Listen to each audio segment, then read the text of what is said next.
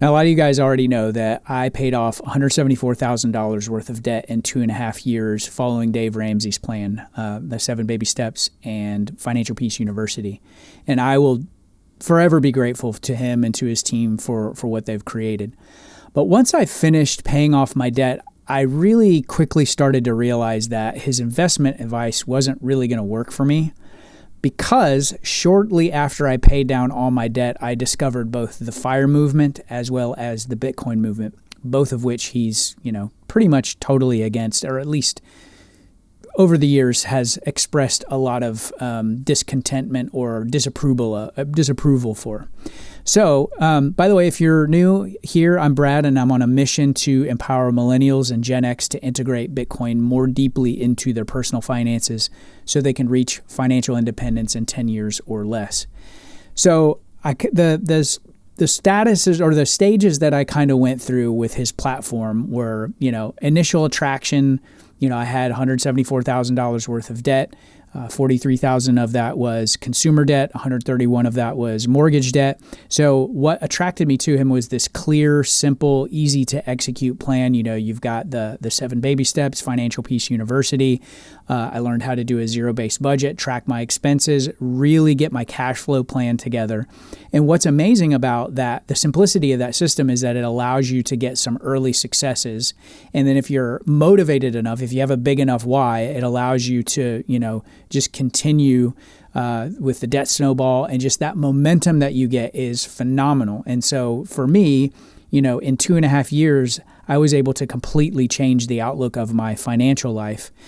But again, like I said a minute ago, once I got out of debt, once I had that buffer of my 3 to 6 month emergency fund, I definitely recommend higher than that now, and have higher than that now. But once I got that in place, and I was like, all right, let me settle into this investment posture, because now that I don't have any debt, I can totally skyrocket, my results here.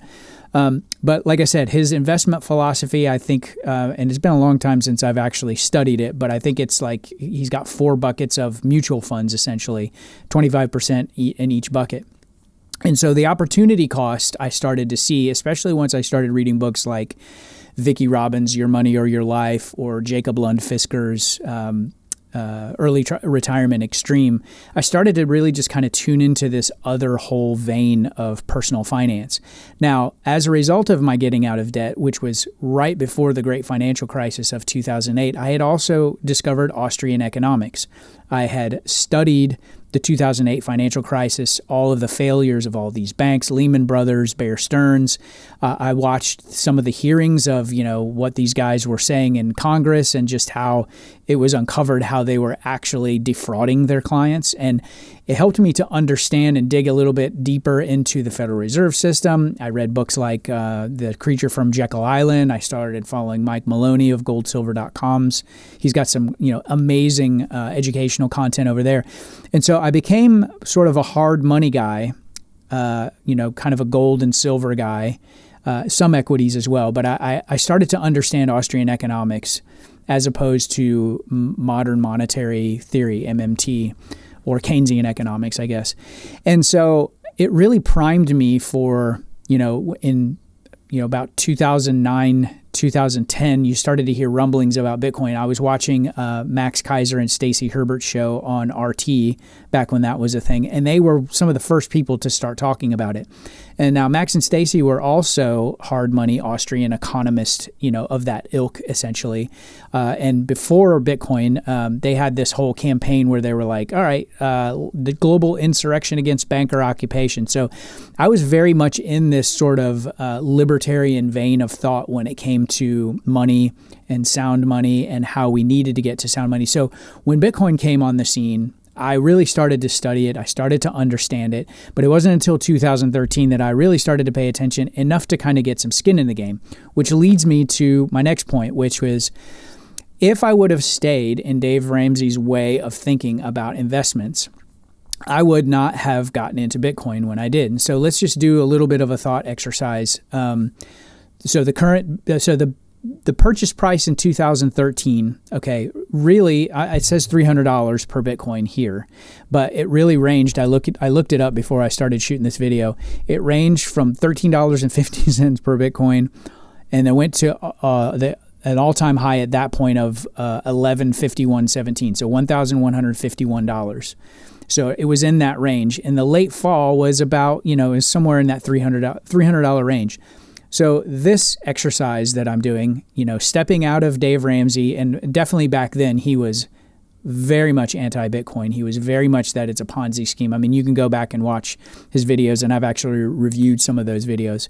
But if I would have, hypothetically, if I bought a whole Bitcoin back then, I'm not saying whether I did or not, but if I would have not listened to his, if I would have listened to his advice and stayed away from it, I would have missed out a $300 investment from now till today, okay, at $91,430. That would have been, I would have missed out on a 30,000% gain. Okay. So the result, buying one Bitcoin at $300 in 2013 would represent a roughly 30,400% gain today's price, rounded to the nearest 100%. So that's one example. So, and you can there are many other examples that you can do the calculation if you got into Bitcoin in 2015, 2017, 2020, which leads me to my next sort of example, a tangible example. So let's say, let's go to the COVID area. Let's go to 2020. Now, my analysis is very conservative. I've seen, numbers much higher than this, and obviously at the time of this filming, we're not at all-time highs. So it could be much higher than this. But let's just say, for argument's sake, you took that stimulus check, that $1,400 in 2020, and you bought Bitcoin at the average price when it was at about $11,000, okay?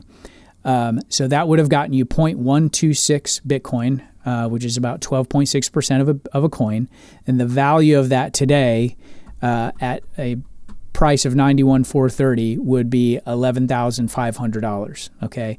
And so I didn't calculate what the percentage gain was on that. But obviously, you can see now the Bitcoin all-time high was 126,000. I've seen, estimates that this $1,400 investment in 2020 has been as high as $18,000, $19,000, $20,000 when Bitcoin is at its all-time highs.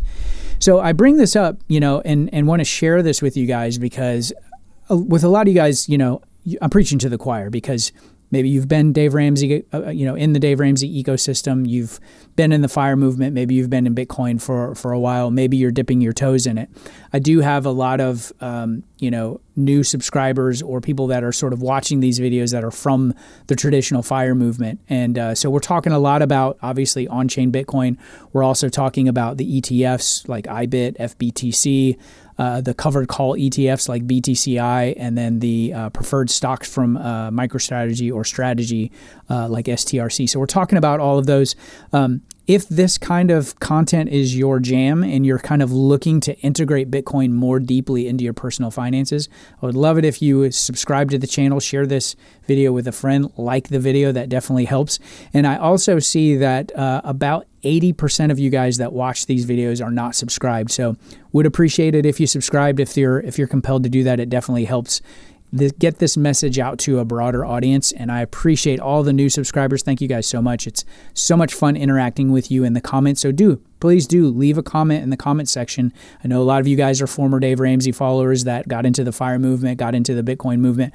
What was your process with this? I'm always curious to know that. And thanks again for watching. I'll see you in the next video. Okay, since you made it this far in the video, I wanted to offer 2 resources that will help you integrate Bitcoin more deeply into your personal finances. Number 1, Gemini's Orange Bitcoin MasterCard. You can earn up to 4% Bitcoin on everyday purchases like gas, dining, groceries, retail purchases. There's no annual fee, no foreign transaction fees, and no exchange fees on any of your rewards. Plus, if you sign up today using my link in the video description below, you get $200 in Bitcoin when you spend $3,000 in your first 90 days. The link is in the description and the comments below. Number 2, I'm also offering one-to-one calls to answer questions and to help you integrate Bitcoin into your personal finances more deeply, including traditional FIRE and Bitcoin planning, as well as Bitcoin self-custody. Link is in the video description below for that.